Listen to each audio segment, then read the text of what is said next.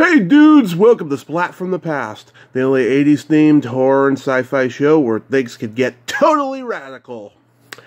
Now today, we will be taking a virtual trip to the UK. I will be interviewing Clarissa Smith. Clarissa Smith, of course, she is a porn studies professor at the University of Northumbria in the UK. I was watching a Zoom podcast this summer, and you know me, I cannot stand Zoom podcasts, but I've been following this guy, Dan Schneider, the last couple of years, because when he does a Zoom podcast, the camera is focused on the guest the whole time, and that's like the closest I can get to tolerating a Zoom podcast. And he had this woman on, and they were talking about porn studies in England, which is, trying to get to the nitty gritty when it comes to, what pornography is, why some people like it, why some people don't like it, etc. And we're going to talk about that today and talk about the history of porn, etc. And it's going to be a very stimulating conversation, I think. So, here is my interview with Clarissa Smith.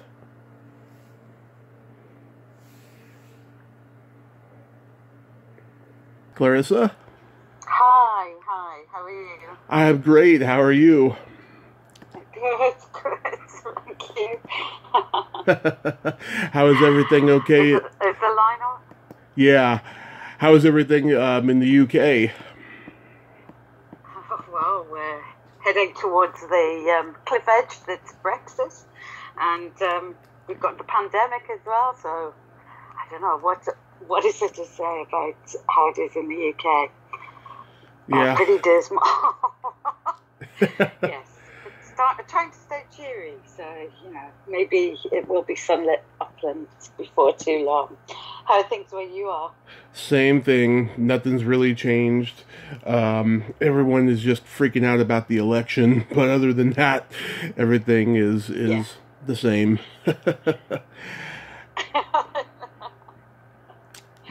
This is such. Is the sound of? Sorry. Go on.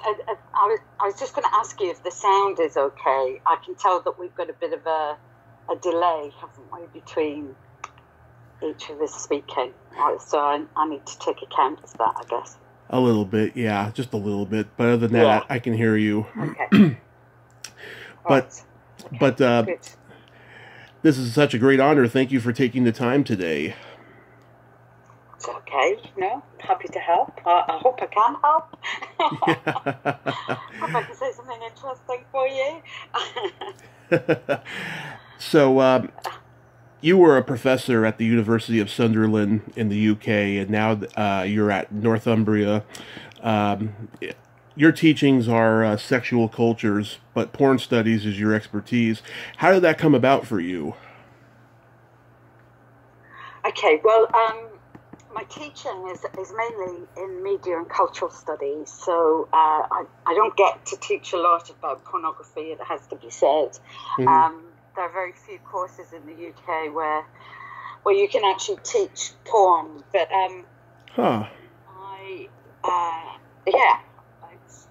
it's not quite the same as in the States, really. With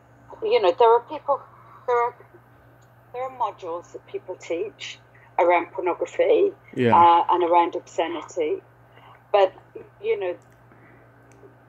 I don't think there's anything in the UK that really equates to the kinds of modules that, for example, Constance Penley offers at Santa Barbara. So we're a different kind of academic environment, I guess, is the thing. So you're quite right that my research is around pornography, and particularly around audiences of porn. And I came to that through a PhD that my interest was sparked by the fact that a number of publishers were all attempting to reach a female audience for softcore magazine. for a form of softcore porn in the UK. And I was just really intrigued by that because, a lot of the theory tells us that that women have no interest in pornography. So that was in the early 1990s. I mean, I think there's a lot more acceptance now that women might, have some interest in porn. Though I don't know that we've got to a point where we really fully understand what that interest is either. So, yeah, that's where I started out. And then it's continued, the great thing about being an academic is that you find that you're not the only person who's interested in a particular topic.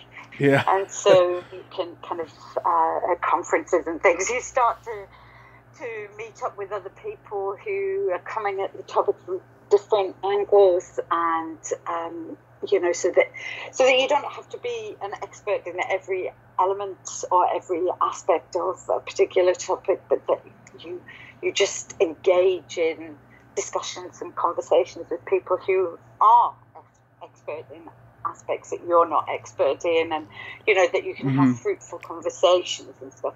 And out of that then came the journal, and the idea that we could start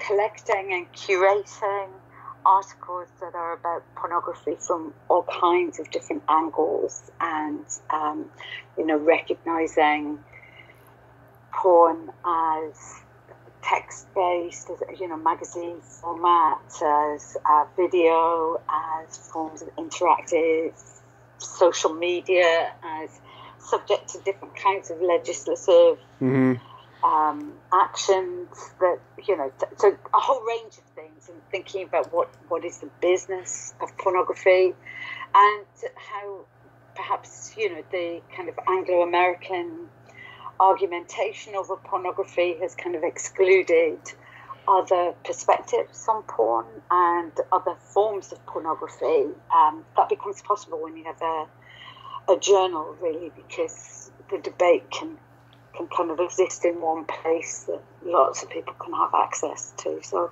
yeah, that's where I don't know whether that's really given you a good idea of where I started out. No, it does. I've given you a little bit of a trajectory of how my career has gone. So, yeah. Yeah. But before that, though, were you always a porn fan? Or did that come later? Sorry. Can you just explain, just say that again, because you dropped out, actually, from... I didn't catch the question. I said, before you started studying, were you a porn fan? Yeah. Yeah. Was that my first interest? Yes, actually it was, because, certainly in academic sense, actually, because my first degree was in English and history. And then I did an MA program in women's studies. And I had no real intention of doing a PhD. It was just that, in fact, I was working in advertising at the time that I did my MA. So I was doing the MAs on a part-time basis. And I was just so intrigued by the fact that, this is the early 90s, so it's time of the Chippendales, Black Lace novels coming out, kind of an address to a female consumer of male bodies, and the idea of the possibilities of a sexualized male, that all of those things were really interesting to me. And then, as I say, the softcore magazines, which I guess for American for those of you in America, the publications in the UK kind of approximated to a sort of Playgirl type magazine, but 6 of them came out all at the same time, within the space of about 3 months. Yeah. And I just thought this was really fascinating that, if women have no interest in pornography, what are these 6 magazine publishers doing? What do they hope to achieve through these, and of course, only one of them survived for a number of years, and fell foul of all the kind of hypocrisies of the British high street and regulation of sexually explicit material. So it's not like it was a particularly successful experiment, but along the way, there's some really interesting aspects that arose out of it, and I realised that actually I did want to continue in an academic setting, and that there were lots of really interesting things that I could be exploring in relation to pornography. And of course, the 1990s saw this massive diversification really into different forms of porn and different platforms for it. And we can say, the net just brought more porn, but it's actually brought us different kinds of pornography, and opened up different spaces for different kinds of audiences of porn as well. So what is porn? That question is still really pertinent. What do we mean when we're talking about pornography? So fascinating times. Yeah. It's funny you mentioned the Chippendales. I think that even before the pandemic started, there was like no more Chippendales left. Right. Well, it's so interesting as well to think about how some forms of sexually explicit performance or types of entertainment have their moment and then they disappear. And I guess if you've been talking to me maybe 3-4 years ago, I just said that was also true of forms of audio porn, but actually that's had a massive resurgence now. So, it's kind of never say never about anything to do with sex, really, that different formats come back. They go off somewhere and kind of reform and reshape and then re-emerge later. It's erotic fiction has done the same thing, and I think that there's still, we might say that the long form video porn has had its day, but I don't think that that's actually true. I think it will just find a different mode for itself, and that's one of the things that we need to be aware of, is actually pornography's resilience, really, and ability to keep on going. Mm-hmm. So, in a nutshell, how did porn begin in history? Oh my God, you really are asking. Yeah. In a nutshell, I'd say that anybody who tells you they can give you a definitive history of porn is making a really that's quite a claim. I certainly would not see myself as a historian of pornography in any kind of systematic or really rigorous sense. I mean, clearly, sex has been an important part of human existence, and representation of sex has been very important as well. And sex and sexual activities are intrinsic to humans, and just like everything else that we do that we see as being intrinsic, we've tried to represent it. And so, we could talk about cave drawings, we could talk about Pompeii as offering as evidence that porn has a long history. I think what's interesting for us is how little joined up history we have of porn. Yeah. That it's we've got snippets from different places, and I think it's also really important that we don't just kind of flatten them all out and say that they were all the same, because the meanings of sex have changed over time. Right. And the kinds of porn that we associate with the mainstream, for example, now, and audiovisual porn, can be characterized, well, some forms of it can be characterized as very, extremely performative. There are, firstly, there are stars, but also that, this isn't just some kind of realist representation of sex, but instead is a very performed sense of sex, in which some people are real experts in sex, like gymnasts. That they in some forms of pornography, you've got a kind of extreme sport of sex. Where people are punishing their bodies and that it's about how long you keep going, how enormous your erection is, how enormous the breasts are, how difficult the positions are, and that of course is very different from representations of sex that we could see in Pompeii, for example, or in forms of French art. But that doesn't mean to say that there aren't connections between these two. We just need to be careful about what kinds of connections we're drawing, and that there are continuities, but actually there may well be a lot of dissimilarities rather than similarities across these different forms. And I think it's really important that we recognize that, and equally that when we talk about mainstream porn, and I've just talked about kind of extreme sport kinds of pornography, there's also much more ordinary kinds of porn, the kind of girl next door forms of pornography. There is the kind of porn that is entirely premised on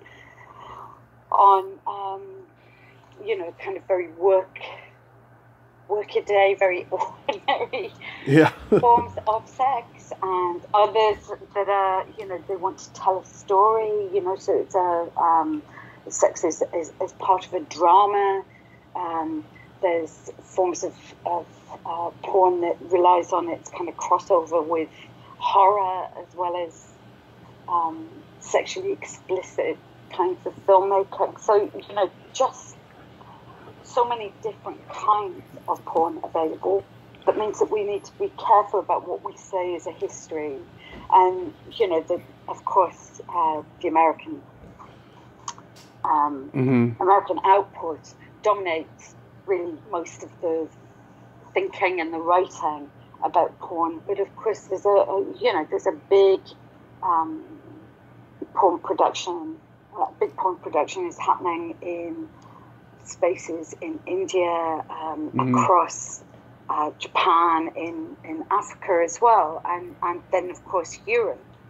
And the history of American film production may not be the same as what's happening in those spaces. And certainly we see that, if you only ever talk about audiovisual porn, then you miss all the history that's also there in terms of printed materials, and not just kind of mass-produced magazines, but also hand-produced small-scale production that went on during the Second World War in Europe, where people were actually handwriting small porn stories to sell on the black market or to circulate amongst friendship groups. So I think it's really important to recognise that there's no one history. There's histories of pornography, and I think it's recognising that some of those histories will contradict each other as well, and that's all really exciting and interesting, that, Yes. So there, Have I got out of giving you a history of porn?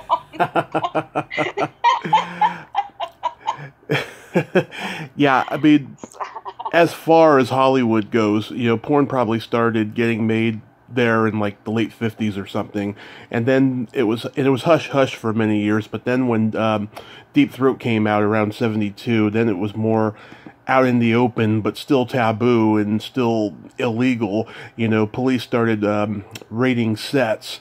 I talked to this old porn filmmaker, Howard Zime. He directed Flesh Gordon, which was a parody of Flash Gordon, our space opera here. And he told me about 2 years after that movie came out, he was making this one porn movie, and he had to have this one last shot of the movie where a penis was going in and out of a woman's ass, right? And the woman was available, but the man wasn't. So Howard took it upon himself to be that penis, and the police raided the set. And as it turned out, the woman was underage. So he went to court. He went to court for 2 years with this, and then after he won, he was like, I'm getting out of the business. But then about 12 years later, he made a sequel to Flesh Gordon, and then he officially retired. Do you think that porn is illegal in certain places because of the moral barometer that sex is sacred and no one needs to see it? Well, yeah, I mean, there's no doubt about it that a lot of the objection to pornography is moral and is based on a kind of particularly Catholic, Protestant idea of the problem of sex, you know, and I think that's, it's, you know, across the world, there are lots of different jurisdictions around pornography, but overall, the biggest problem is with the idea that sex should remain kind of private between two people, and preferably that those two people will be heterosexual. So I'm married, and it'll be in a bed and with the lights off and such like. And I mean, of course, these come out, I think, of the kind of Christian traditions of the West, which so actually part of porn's history is a quite colonial history, I think, as well, you know, and the idea that you can suppress other ways of thinking about sex simply by banning, you know, and refusing to allow other iterations or other kinds of representations of sexual activity. So yeah, I mean, without a doubt, it's very difficult to give a history of pornography, to even start to investigate the history of porn without thinking about the legal frameworks which have sought to constrain it, you know, and also there's been all that kind of element of porn where it has been very clearly a form of critique of the then regime, you know, and certainly there's very persuasive arguments that porn in the pre-revolutionary era in France was actually one of the most explicit political critiques of the ancien regime, you know. So there's it's, I mean, really, the fact is that porn only really exists in terms of our understandings of it through the kind of discursive construction of it as something, and the legal construction of it as something which is abhorrent, you know, anti our standards, social standards, and that it should be kept out of place, you know. So it shows us the fringes, I think, and that's why it's so irritating to lots of people, is that it shows us the boundaries of what we consider to be acceptable, you know. And particularly the material that kind of sits in the permissible is constantly kind of trying to prowl those boundaries of what's appropriate and what isn't, you know, and to see how far you can push those boundaries, sometimes with success and other times without it, you know. So, yeah. Yeah. history of porn is a history of jurisprudence as well. Yeah, and of course, going back to the formats and the different types of porn, in the old days, a lot of the dialogue, there was a lot of dialogue in the movies, and it was plot driven. It was often a parody of a popular movie. Now, of course, all you see is fetish driven porn, blowjobs, threesomes, toe sucking, etc. All the classics. When do you think that started? Probably around the 80s when home video became popular? Well, I'm sure that there will have been lots of short films made. Certainly in the UK and in Europe, there's plenty of evidence of short films of particular sets of acts rather than necessarily a long-form narrative film. The thing is that there wasn't the distribution for it, and certainly if we're thinking about somewhere like the UK, we have a very different understanding of what porn has been. That actually penetration was something that was not legal in the UK until the turn of the 2000s. So easily accessible. I mean, the internet has changed all of that. Of course, it has. But and of course, do you want to sit through a whole parody film in order to see a particular act? But I think they coexist. That actually parody films are still being made and still clearly are making enough money that they're worthwhile. Meanwhile, it's possible as well to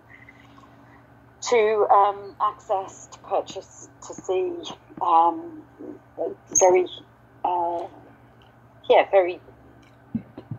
term I want to use, precise and short films of a particular act or a particular body part or whatever might be your particular interest. But I think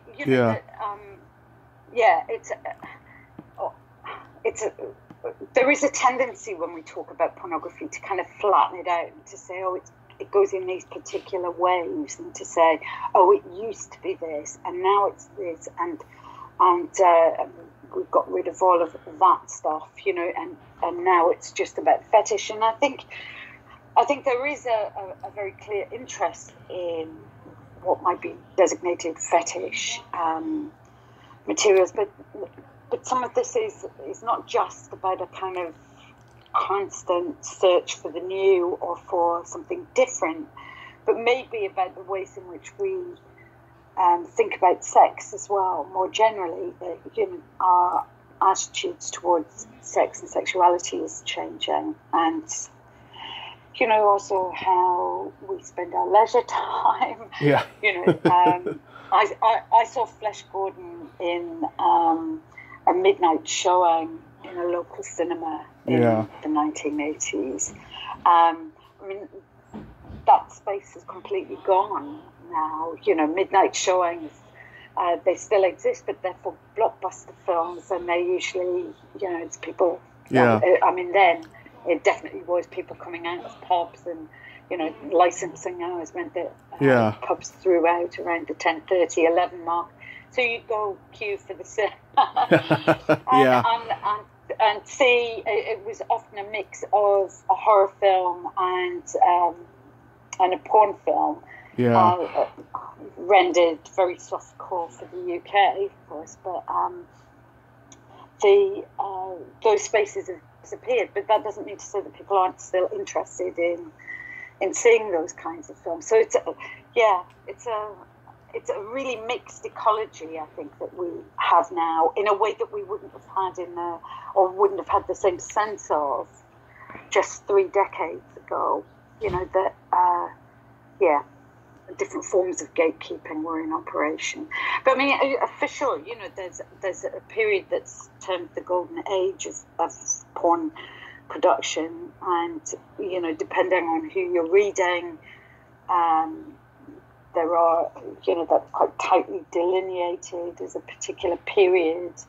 And then, of course, you find people lamenting the ways in which storytelling is no longer a part of pornographic production in the way that it might be during that golden age. But, I'm sure that at the time of the golden age, there were people lamenting things that had happened, that it's no longer as much fun, or, you couldn't just make a short film or whatever. There's, yeah.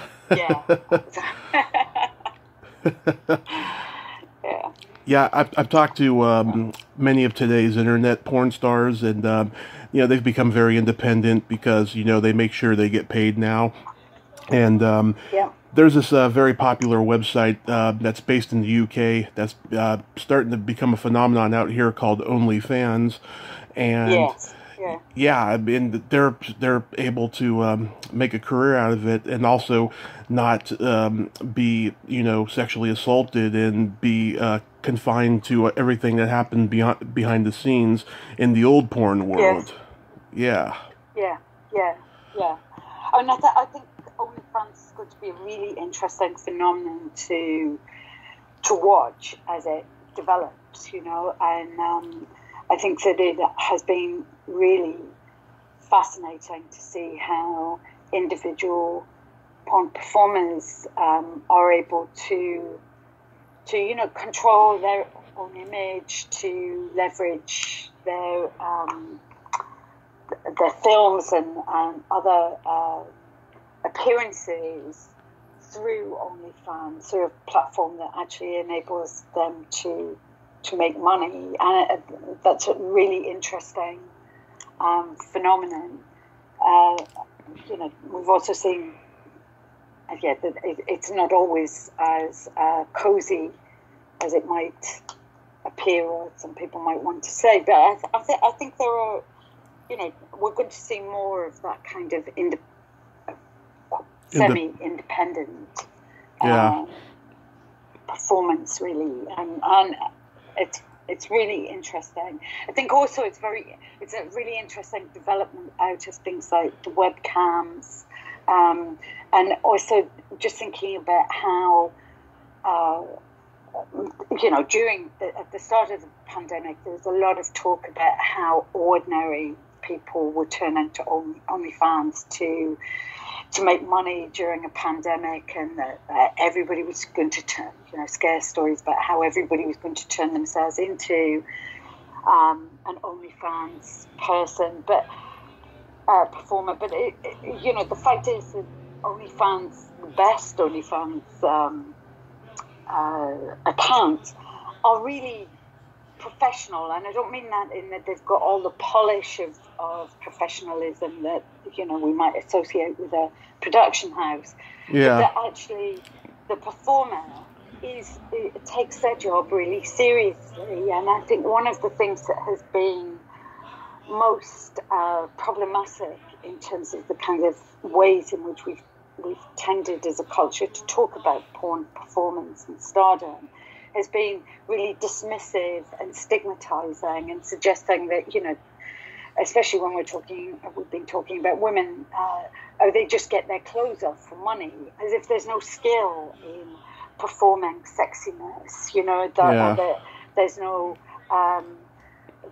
there's no practice involved, and no crafting, and no real sense of emotional involvement in a way that communicates to viewers, I'm really enjoying myself, or this is something that I do, and that I can do, and that I do really well, and I think that it's about time that we recognised how much work goes into being a good performer, and how skilled people are. You've got to be a business person as well, and recognising working to a schedule, and getting up in the morning and practicing your lines and stuff. And, it's all those kinds of dismissive ways in which people have talked about porn, the acting is really bad. It's like, well, there are more ways to act than with delivering lines. I mean, Linda Lovelace, of course, talked about herself as being really rubbish at acting.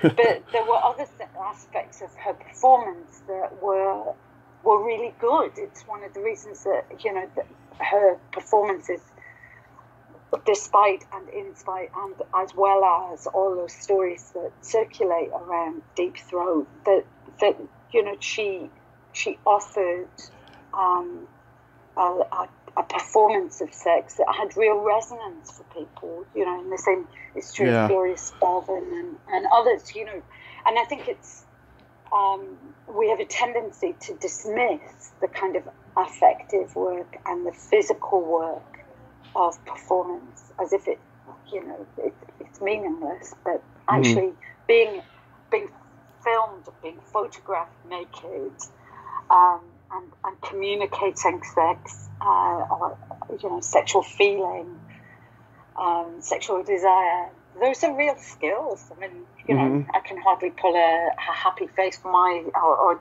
professional face for the word photographs that get taken. So I really admire the craft and the activity that goes into performance of this kind. I think it's really important to recognise that, and I think OnlyFans really indicates that the different levels at which porn performers are working, it's and how important it is to recognise that. Yeah, sorry, I've gone on a bit of a rant there. Oh no, it's okay. Yeah, which brings me to my next question, which is a fun question. How much do you think porn is real, and how much do you think is fake? Okay, right, yeah. Okay, yeah, that's a really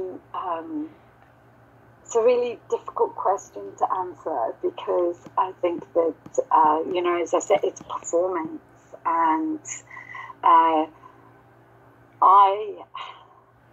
think it is a job of work, and there will be days, I'm sure, when a performer goes on set and thinks, God, this is the last thing I want to be doing. But just as with any other job, I've had loads of different kinds of jobs where I've had that Monday morning feeling, driving into work just thinking, what the hell am I doing this for? I hate this. And you get to work and you have to pull it out of the bag, and is that a fake, or is that actually a measure of someone's professionalism and their ability to do the job that they've agreed to do? Now, I think that's very different from some of the arguments that are made by, for example, anti-porn feminism about women being forced to work in the industry. And I don't know that we'll ever get to that point where we can fully acknowledge the different levels of coercion that exists more generally for people. But,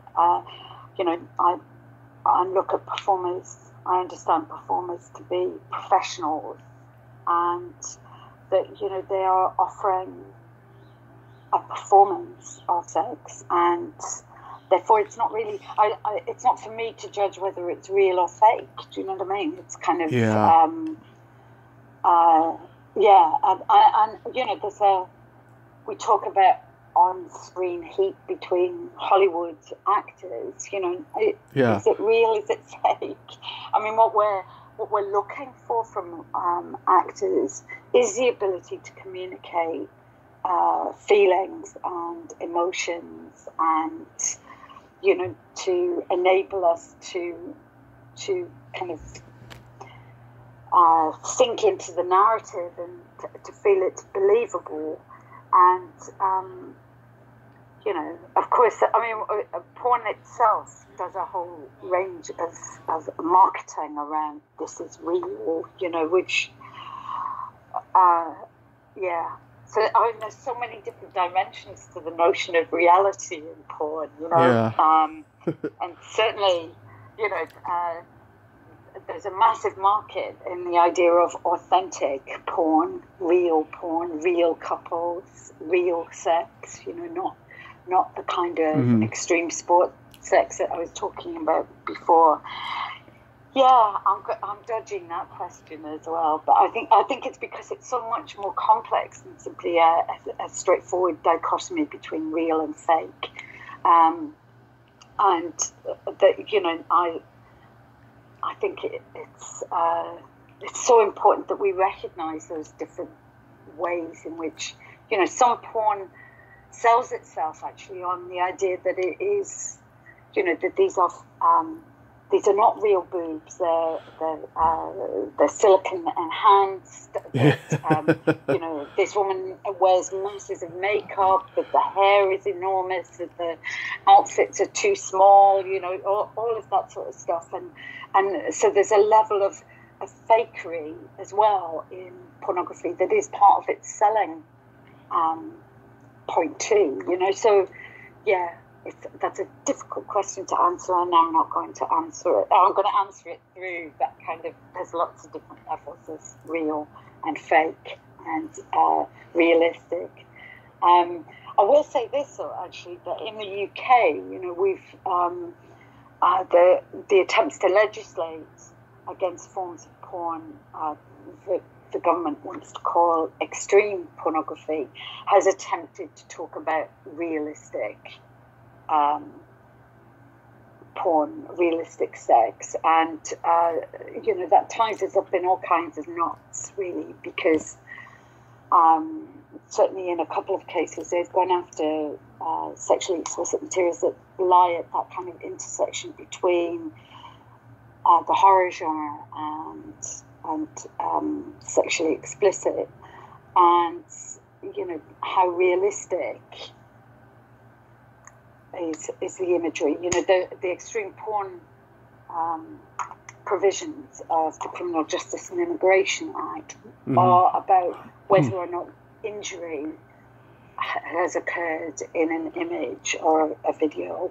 So, of course, you know, it's largely been targeting BDSM materials, but also forms of niche porn that, you know, belongs to that kind of well, Drop Dead Gorgeous was one of the companies that was producing forms of pornography that really look much more like Hammer House of Horror and sexploitation materials, you know. But I mean, really, the government was attempting to designate certain kinds of real as a problem, you know, and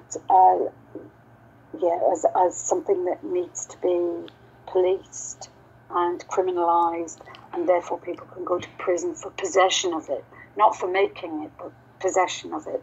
So, you know, there's also a real history around the idea of the realistic in terms of legislation as well, and really quite retrogrades forms of policing of sexually explicit material. So that's another reason why I tend to avoid is it real, is it fake? It's kind of what's politics behind those questions that I quite like to get into.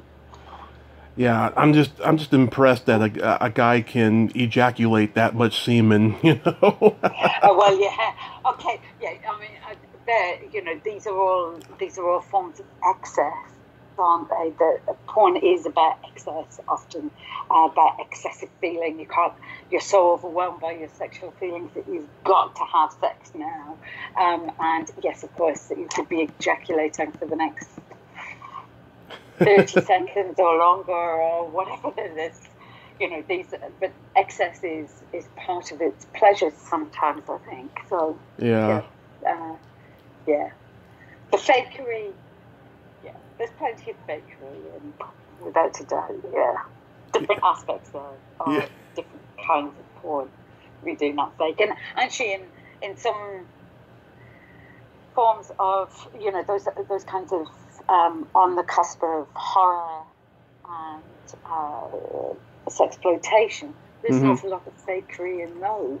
No. right? And with a one eye to the idea that they want to suggest this is fake as well. You know, that the colour's too bright, or the costumes are just a bit too wacky, or, you know, the facial expressions are overdone, you know, that it's mugging to camera rather than realistic expressions. So it's fakery is a part of the it's sometimes part of the kind of the repertoire of particular kinds of porn production. Yeah, the first time I saw Deep Throat, I said to myself, the famous cum shot at the end is so overrated, because I've seen a lot bigger than that. When you talk about, you know, there's not much in 70s porn, you're right. Yeah. I mean, it's you know, of course, these are well, they're all the things that make porn something worth talking about as well. Yeah. Actually, recognizing some of those differences and continuities, and, you know, the fact that there are, you know, sites like, well, the tube sites have enabled that kind of comparison of quite outrageous ejaculation scenes, and there's very different kinds of offerings of those, you know, coming on feeds and stuff, but they don't seem to have a particular, necessarily much connection to what we might consider to be traditional or mainstream porn, you know, the kinds of ejaculation videos where it just seems to be ejaculation for the sake of it, or coming on Adidas socks, or, you know, on a red floor or a green floor and things. I mean, there's literally hundreds of thousands of those videos, and it's kind of what are those about? They're clearly not performances in the way we might think of a, you know, parody or a kind of narrative form of porn. So fakery has very different levels, and at the same time, those are often real too. So, you know, it's just very interesting. It is very talk interesting. About porn for days. Do you think that porn can be beneficial to adolescents going through puberty? I think porn has what do I want to say? Yeah, I think with research that I've done with young people, porn serves a number of purposes and uses, but also, you know, there's forms of gratification that it offers as well. I think there's a number of key things that come out of discussions with young people about what porn offers them, and you know, there's the whole kind of recognition for some young people that they are moving into forms of adulthood and they're not yet prepared for it, but they want to know what it might be like, right? So, you know, there's, at the very bottom line, there's this kind of idea of what is sex? What does sex look like? What do naked bodies look like? What do I need to know to be prepared for sex with somebody else?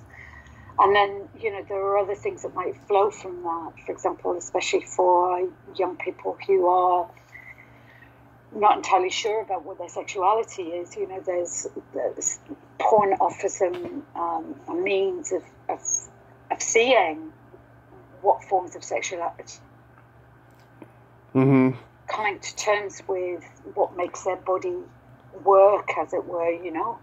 And so actually I do think that porn can be a very important element in young people's developments, that, you know, and not because porn ought to be that form of sex education, but that simply we've abandoned young people and refused to acknowledge that a good sex education would be expansive, inclusive, and would enable exploration of what are, you know, really significant changes in one's body, but also one's sense of self as you enter puberty and beyond.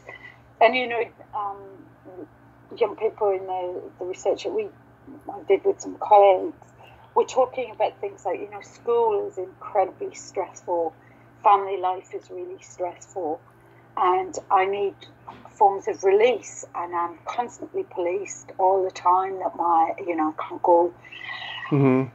I don't want to try alcohol. I don't want to be engaging in a sexual relationship yet. I feel I'm too young for that, but porn offers an outlet for releasing some of those feelings and you know, wanting to see whether one's body is normal as well. And one of the things that was really interesting about our research was the fact that older people and younger people had responded to some of our quantitative, you know, Likert scale questions in very similar ways, and they'd highlighted that, you know, porn was really to them for seeing whether or not their bodies worked, and so for young people it was seeing whether or not this was normal body function, and how far do I respond to porn.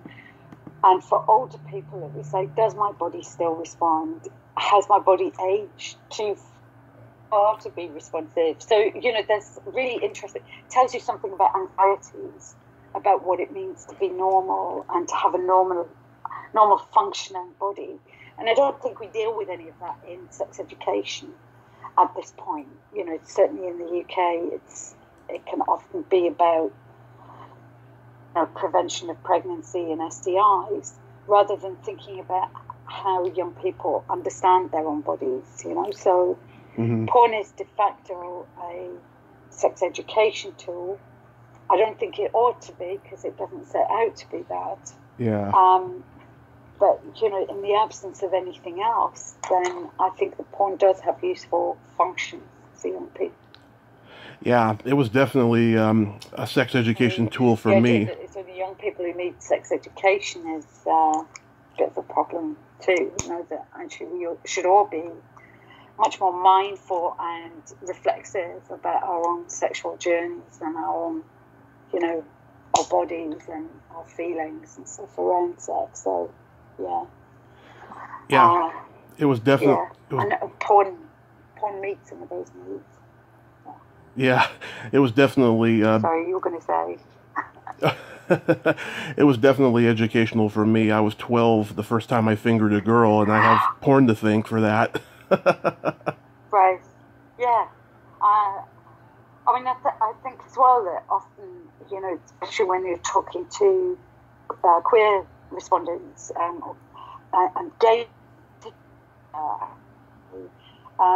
the recognition that there were other people in the world who had similar feelings to them, that porn is one of the spaces in which that has been enabled. And I think, you know, that we don't recognise just how heteronormative mainstream popular culture is, and porn becomes one of the few spaces in which you can see other sexual orientations, other ways of being. And it, you know, again, porn may not set out to have that function, but it does have that function. If we don't like it as a culture, if we don't like it as a society, then we need to think about how then do we make, how do we ensure that people don't feel lost and alone and you know, seeking community, that they can find that elsewhere. You know, that it doesn't have to be porn that offers that, but at the moment that is what porn does for some people, and it's an important function that it has. So yeah. I keep hearing a beep. Does that mean that the sound keeps dropping out? Is that? I've been having internet issues for months now, and it just the internet goes in and out, but it's not affecting the conversation, obviously. Right. So yeah, that's what the beeping is. Okay, great. Yeah. Because as I keep talking, I'm just thinking, oh God, you may not be getting anything. Oh no, I've gotten everything. Yeah. Anyway, yeah. So Tell me about your YouTube channel. Then, how long have you been doing your thing? I've been doing my podcast 3 years now. I started out just talking about horror and sci-fi movies with actors, and then it got to a point where I couldn't get certain actors in the genre, so I started to branch out, talk to comedians, musicians, porn stars, sex experts, stuff like that. Just anything that interests me. And I've gotten to 1,026 interviews. Yeah. Well, I mean, there's a lot of people that you might want to consider speaking to about different aspects of porn over. Oh yeah, I mean, some really interesting work around, video and 1980s kind of porn and horror. I should let you have some of those names, and because there's a really interesting crossover, I think, the horror porn one, and Yeah, absolutely. Let me know the names in Messenger. I was curious, have the universities been supportive of your studies? While I was at Sunderland University, actually, I found that a really supportive home. They were incredibly careful about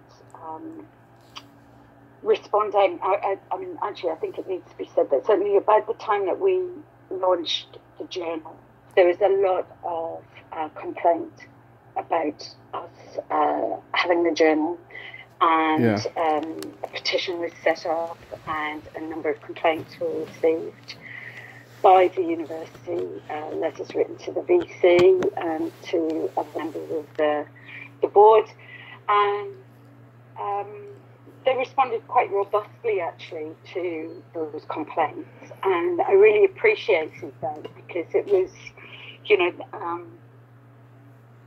yeah, they have as well, and in terms of the audience research that we did as well, we had a number of complaints sent to the university about that. And the university was very robust in its response. Lots of universities are now thinking more about their reputation and worried about getting a bad reputation. But Sunderland made every effort to ensure that the research I was doing was ethical and that it was something that they could support.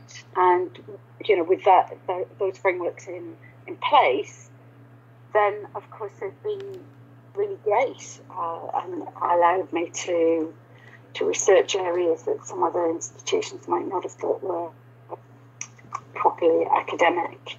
But I think, that for the most part, most universities now are keen to allow academics to research areas that in the past have been considered taboo. They recognise that, these kinds of shadow economies are really important to understand and are legitimate areas of study. So, I've had support from immediate colleagues and also from the university exams. Mm-hmm. So certainly can't complain. Oh, that's great. Do you think you'll write a book in the future? Do I look in the future? Do I look at... no. Actually, Tommy, if I'm honest here, I don't think that I have much skill in future gazing. If I did, I think I'd be trying to make money from it. I'm not. I don't have that skill at all. So, yeah. No, I think we're just going to keep seeing. I think what I said earlier about the ways in which pornography evolves and develops, and things that seems to go in waves, but then something that you think is dead comes back, as in a different form. I think we're just going to continue to see more of that. I think the only other thing is that there is such a lot of attempted legislation around porn. That's not going to go away. The deplatforming of sex is a very real part of the contemporary moment, but also I think of the future. And whilst I think it's going to be very difficult to get the genie back into the bottle, that access to pornography is much easier now. I don't think that that's going to stop certain states from attempting to put the cork back in, and that actually that will curtail freedoms, not just the freedom to access porn, but other kinds of freedoms. And I have to say, we started by having a bit of a laugh at the fact that you've got the election going on at the moment, but I think the political climate at the minute in the States is very anti-sex, and actually quite disastrously anti-women as well, and that porn seems like an easy win for some conservatives, but actually, and for many people who would see themselves as not conservative but are concerned about pornography, they look to legislation and to criminalisation as it's a great panacea for curing the ills of porn. But actually, the knock-on effects are really problematic, and that's so. If I am thinking about the future, it's I am worried about what happens in America at this next election. Yeah, and I'm also worried about what happens in the UK when Brexit and the pandemic are out of the way. Let's hope that does happen pretty quickly. But then we'll return to the kinds of voter-friendly law and order nonsense that we've seen in the past about porn. Yeah, you should write it. That worries me. Yeah, you should write a book about your porn studies. Yeah, no. I mean, it's the real worry is that people constantly believe that it's only bad people will be caught out by legislation, but the Criminal Justice and Immigration Act has caught lots of really very ordinary people, people that we were assured at the time the legislation went through that they would not be caught up in this kind of thing. It comes with a 3-year sentence, which is really significant.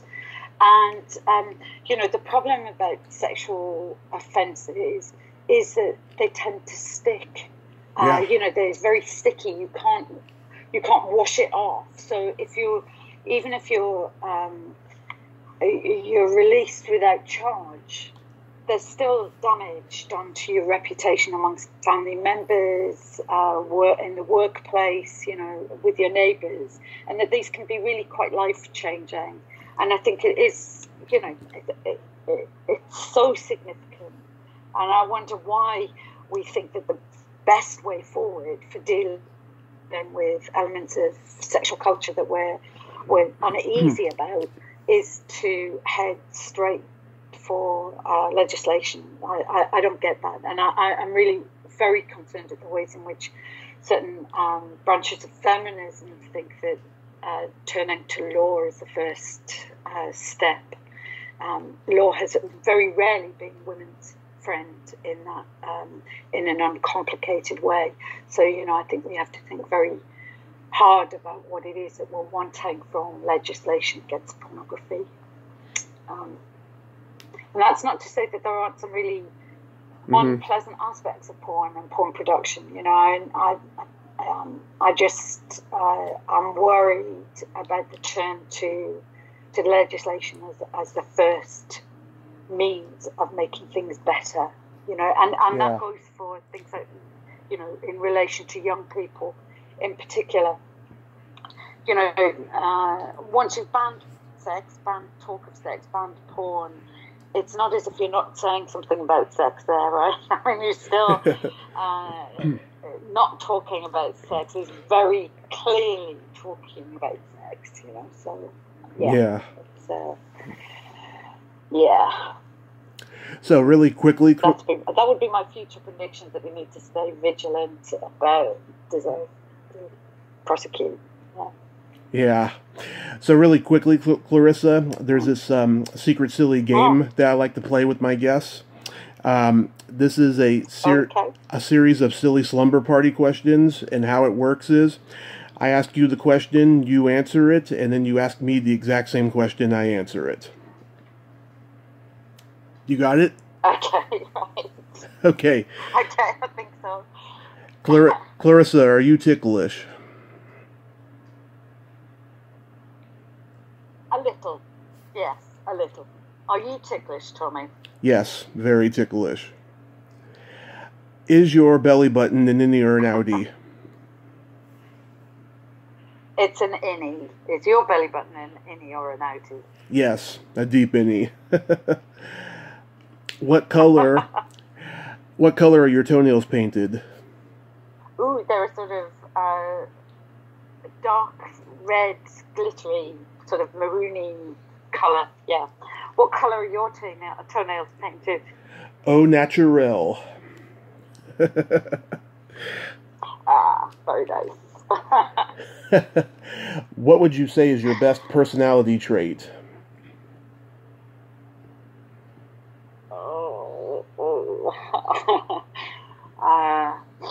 My best one.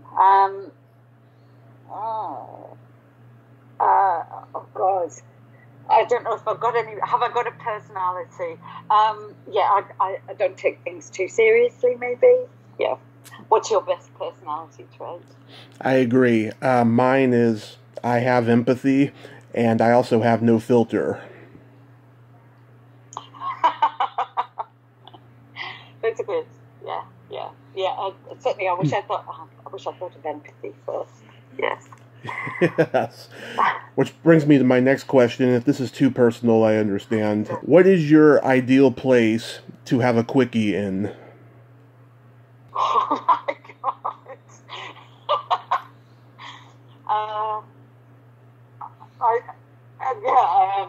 I don't know.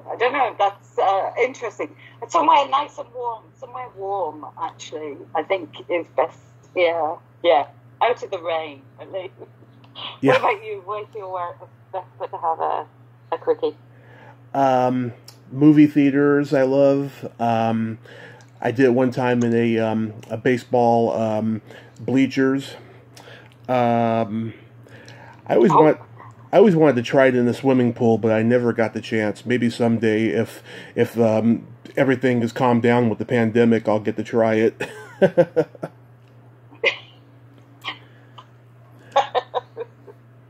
And then... Well, you gave me 3 places then, but as I said that it needed to be warm, that could be anywhere, couldn't it? But maybe not the bleachers then, obviously, because, might be outdoors. Yeah. And in the UK, unlikely to be terribly warm. So.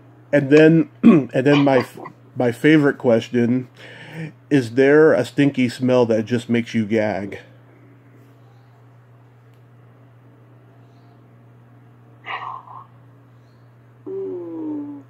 Oh yeah, the worst smell, and maybe it's it's a smell unique to the UK, and actually it's very rare to smell it these days, is opening a telephone box that is being used as a toilet.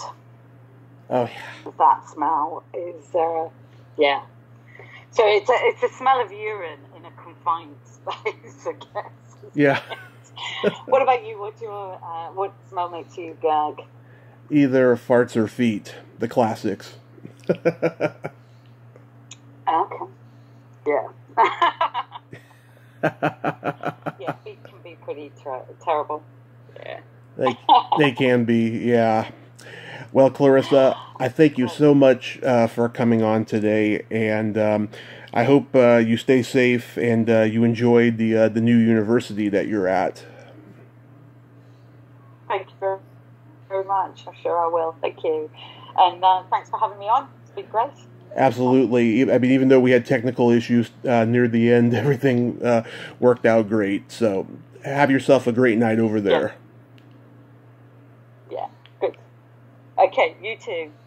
Bye. Okay, bye-bye. Well, there you have it. Clarissa Smith. Ain't she a sweetheart? Oh, she is so cool. The prototypical free-spirited European. I love her. If you like this video, everyone, please subscribe to my YouTube channel, add me as a friend on Facebook, join my Tommy Kovac comedian page on Facebook, follow me on Twitter and Instagram, and all that fun stuff. Well, that's all the time we have this week on Splat from the Past. Until next time, this is Tommy Throwback Kovac saying, there's no shame in living in the past, because the present sucks. Later, dudes!